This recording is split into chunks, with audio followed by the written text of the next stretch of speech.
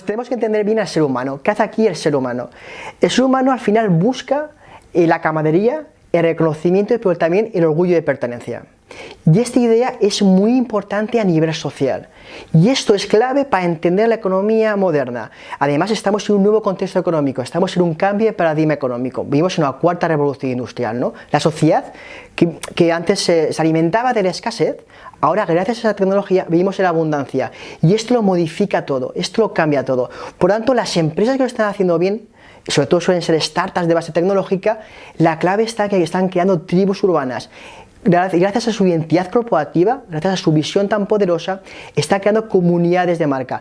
Y eso lo está sabiendo hacer las grandes marcas, pero las instituciones que deberían de apoyar estos procesos colectivos no lo están haciendo. Por tanto, ese hueco lo está ocupando sobre todo el mundo startup y las empresas de base tecnológica de Silicon Valley. Y eso es el mundo hacia donde estamos yendo. Y aquí es lo que tenemos que empezar a debatir, y aquí está el gran reto como sociedades modernas.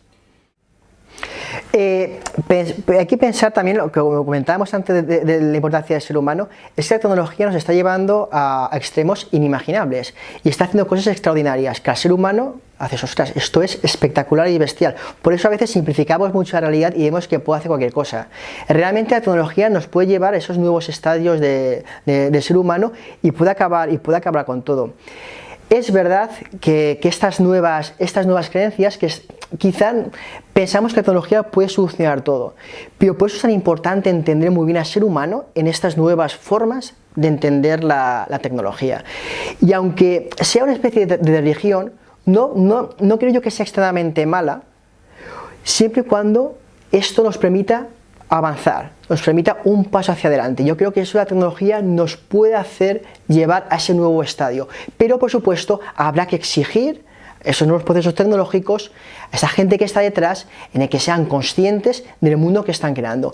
Pero sí que es verdad que aunque la gente pues aplauda mucho la tecnología, creo que se puede aplaudir porque es verdad que la evolución del ser humano nos está llevando a límites increíbles. Vamos a poder acabar con enfermedades, vamos a poder acabar con grandes problemas de la humanidad, y va a ser gracias a la tecnología. Y aunque la gente piense que esto es imposible, la tecnología y los grandes avances científicos actuales nos va a poder llevar a extremos que no imaginamos actualmente. Creo que series como por ejemplo Black Mirror, muchos ejemplos que vemos un mundo distópico que parece que no vaya a pasar, muchos ejemplos que salen en Black Mirror ya se están llevando a la actualidad, se están llevando a las sociedades modernas, ya existen. Algunos de los aspectos pueden ser malos, pero muchos de ellos pueden ser buenos si lo utilizamos bien. Ahí está la gran clave, cómo utilizamos esa tecnología, y por eso el fenómeno fan que está surgiendo ante ella. Justamente viene esta colación con la idea anterior. Tenemos que empezar a pedir a esta gente que está detrás de la tecnología que sean consecuentes con lo que están haciendo, ¿no? Tenemos de empezar a pedir, por ejemplo, a los algoritmos que empiecen a rendir cuentas, porque realmente puede surgir lo que se conoce como el filtro burbuja, donde la gente en redes sociales se encierra en sus opiniones, ya pueden ser fanáticas, ya pueden ser sus ideas más extremas o no, y hace que siempre vean esas noticias, que no vean otro tipo de información y refuerce sus convicciones. Dado que la tecnología tiende a la personalización, acabas viendo siempre lo mismo, y esto por supuesto es un problema. Por eso la tecnología es útil siempre y cuando se le exija responsabilidad. Ahí está el gran debate.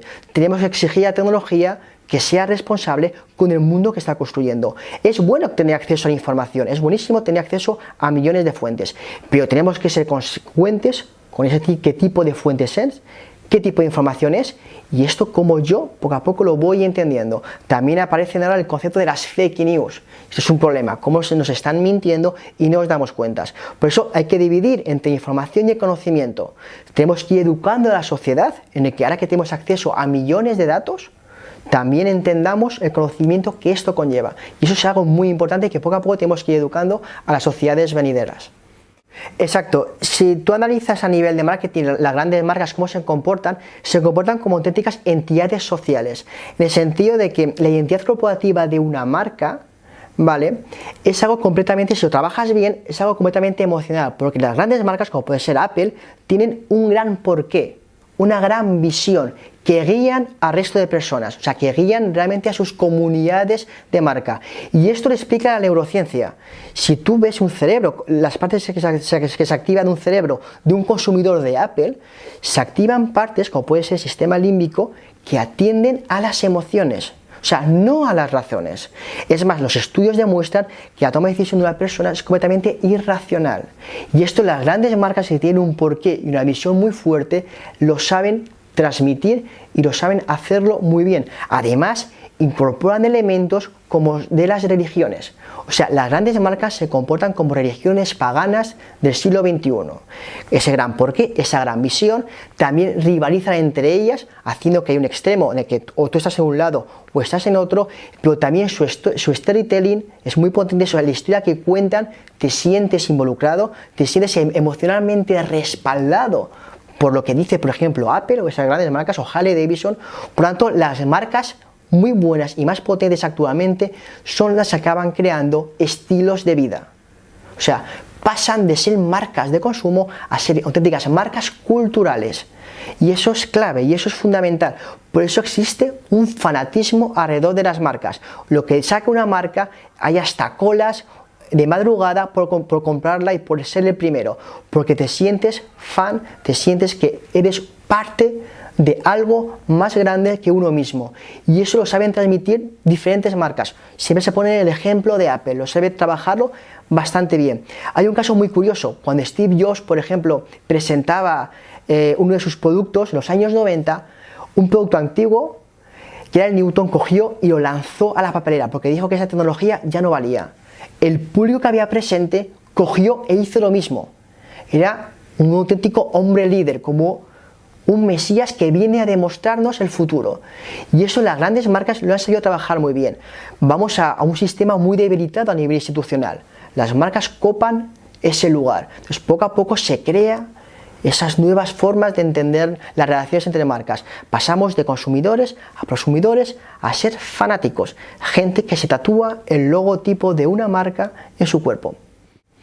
Muy rentable, muy rentable. Se puede debatir si esto es bueno o malo, pero es muy rentable a nivel de términos económicos, porque tú a un cliente, a un consumidor, le puedes vender cualquier cosa. Aquí luego está la ética de la marca, porque hay marcas que si tienen una identidad fuerte y le hacen las cosas bien, realmente están cambiando el mundo para bien. Y por supuesto le puedes acabar vendiendo de todo, cualquier producto, cualquier servicio a un cliente, porque tienes algo muy importante, que es la confianza. Ese cliente confía en ti, bajo todos los aspectos. Es más, las marcas que tienen un cliente que son fieles, cuando tiene una crisis corporativa, una crisis empresarial, lo que hacen es que realmente no se vean tan perjudicadas, porque al final, como son parte nuestra, se lo toleramos, les acabamos perdonando. Por eso es tan importante trabajar la marca de un punto de vista sociológico. Y esto no es ni bueno ni malo, esto bien trabajado es algo muy beneficioso para todos, porque puede conllevar, si la marca transmite los valores potentes, que sean positivos, en un cambio real beneficioso para la sociedad. Los grandes elementos que confieren las marcas como religiones, uno es el misterio. Y jugar con el misterio es muy potente, porque el misterio invita a la curiosidad de la otra persona que lo está escuchando o lo conoce. Empiezas a pensar, y eso es algo inusual, por tanto refuerza mucho la vinculación con una empresa, ya puede ser una startup o con una gran marca de consumo. Pero sí que es verdad que se empiezan a surgir grandes grupos y que entendemos a que las marcas son las nuevas ideologías, las marcas tecnológicas, son las nuevas ideologías del siglo XXI, porque entran en diferentes campos, en una ideología informativa, lo que comentamos del filtro burbuja, a que vemos la información que refuerza nuestras convicciones, pero también vemos una ideología económica, un nuevo tipo de cómo trabajamos, del aumento del mundo freelance, de la economía de plataformas, de la gig economy, nuevas formas de relación económica, nuevas formas de ganar dinero, nuevas formas de relacionarse. También una nueva ideología social a través de la tecnología, a cómo convivimos en la sociedad, cómo nos portamos. Ahora trabajamos en espacios de coworking, ¿vale? Ahora esto es mucho más fluido, más líquido. Eso poco a poco lo que se está creando es pequeñas comunidades que creen en estos valores y que los llevan a sus diferentes partes de la vida, y otras comunidades que le pilla esta nueva innovación poco más atrás y les cuesta mucho más adaptarse.